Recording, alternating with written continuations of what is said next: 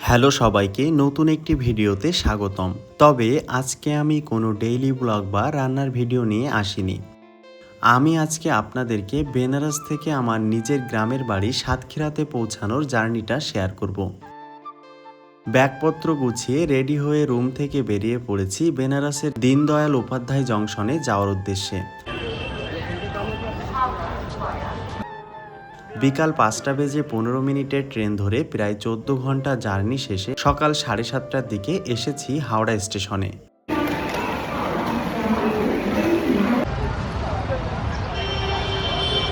এখান থেকে আমাকে এখন যেতে হবে শিয়ালদা রেলওয়ে স্টেশনে। এজন্য চলে এসেছি হাওড়া মেট্রো স্টেশনে। আগে হাওড়া থেকে শিয়ালদা যাওয়ার জন্য বাসে বা উবারে করেই যেতে হতো, তবে এখন এই রুটে মেট্রো চালু হওয়ার সুবাদে ব্যাগপত্র নিয়ে শিয়ালদা পৌঁছানো একটু সহজ হয়েছে।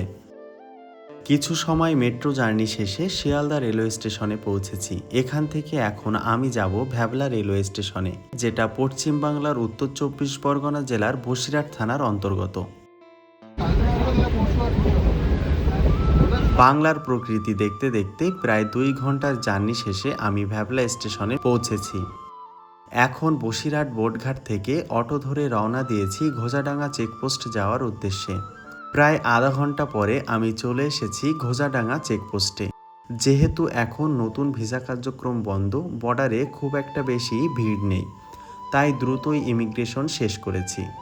ইমিগ্রেশন শেষ করে রওনা দিয়েছি বাড়িতে ফেরার উদ্দেশ্যে।